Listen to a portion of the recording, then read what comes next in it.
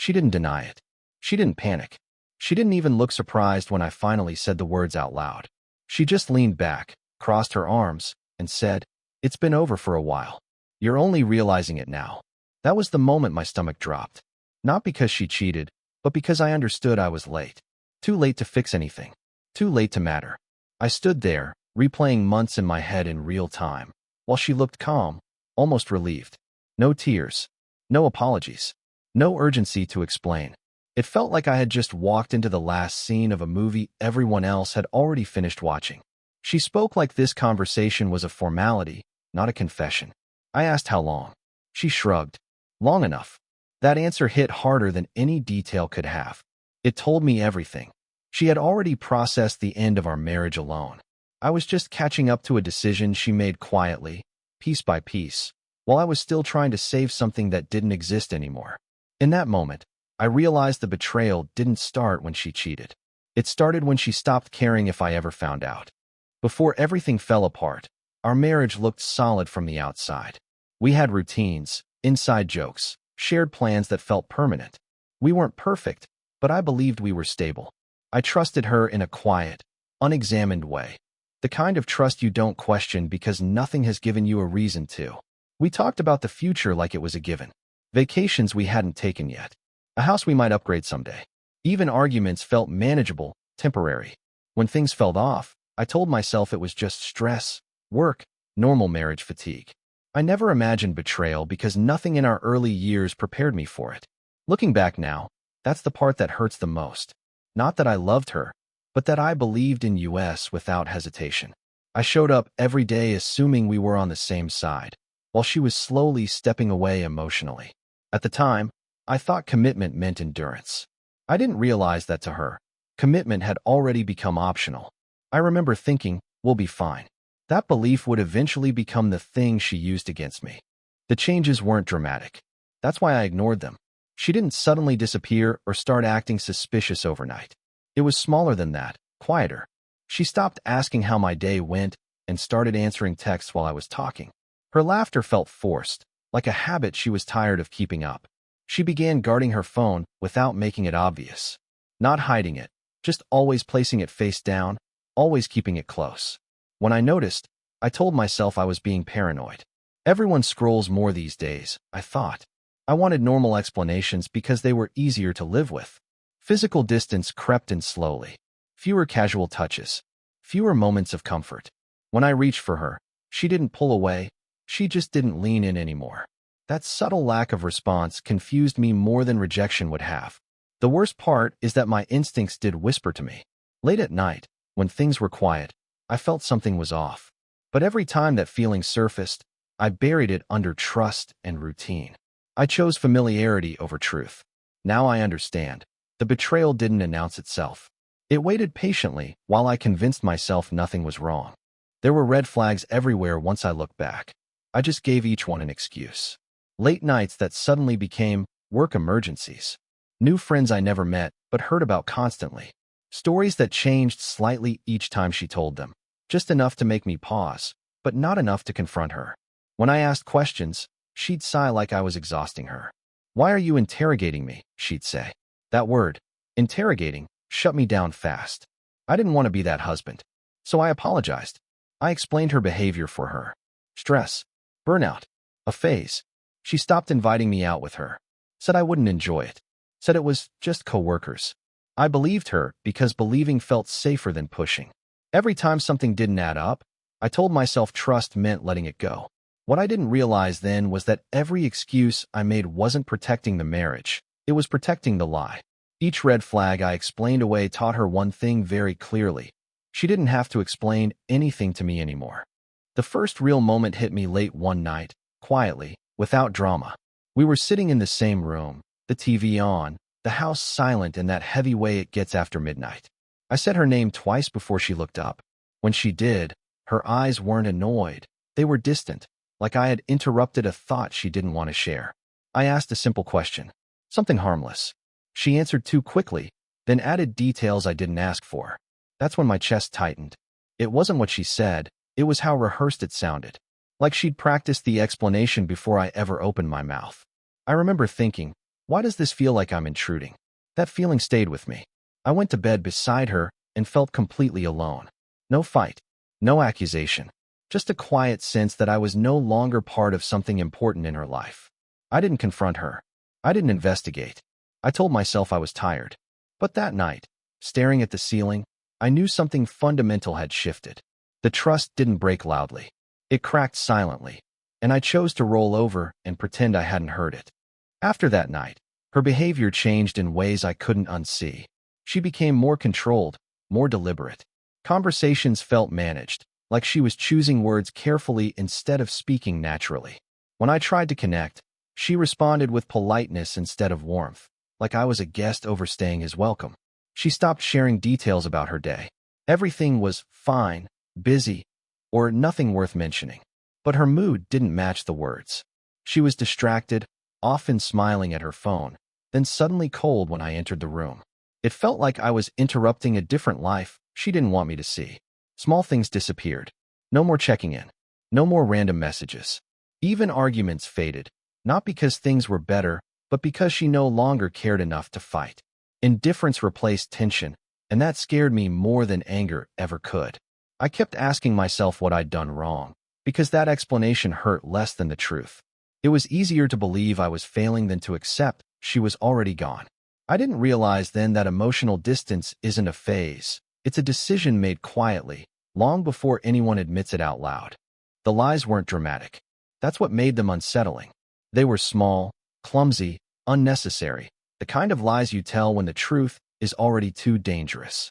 She'd say she was with one person, then casually mention a detail that contradicted it an hour later. When I noticed, she brushed it off like I was nitpicking. Dates didn't line up. Stories skipped steps. Plans changed without explanation. I started feeling like I was constantly a beat behind, trying to catch up to a version of events that kept rewriting itself. When I asked for clarity, she accused me of overthinking. "Why are you so suspicious lately?" she said, flipping the discomfort back onto me. What hurt most was how confident she sounded while lying. No hesitation, no nervousness, just calm corrections when I remembered things wrong. I began doubting my own memory, my own instincts. That was the real damage, not the lies themselves, but how easily she made me question reality. Somewhere in that confusion, I realized something was deeply broken. Not because she lied once, but because lying had become easier for her than telling me the truth. The emotional distance didn't start with the affair. It started long before, quietly, almost politely. She stopped confiding in me. When something upset her, I was the last to know. When something made her happy, she didn't share it at all. I became background noise in my own marriage. She'd sit beside me, but feel miles away. Our conversation stayed on the surface, safe and empty. No vulnerability, no depth. When I tried to talk about us, she'd deflect or change the subject, like emotions were an inconvenience she no longer had time for. I remember one night realizing I hadn't laughed with her in weeks. Not a forced smile, a real laugh. That scared me. Intimacy faded too, not abruptly, but consistently.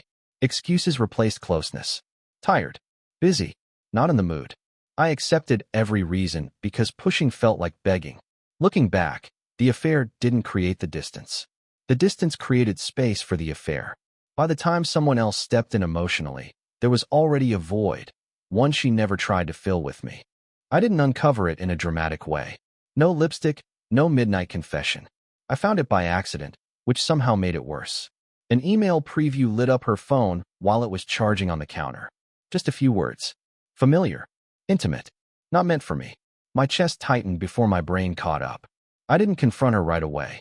I checked dates, times, cross-referenced the small lies I'd been swallowing for months. Suddenly, they lined up perfectly. The late nights, the guarded phone, the rehearsed answers. It wasn't one message. It was a pattern that finally made sense. When I asked her directly, she didn't deny it. She exhaled, like someone tired of pretending. "I didn't plan for you to find out like this," she said. "Not I'm sorry. Not I messed up. Just mild inconvenience." That's when it hit me. I wasn't discovering something new.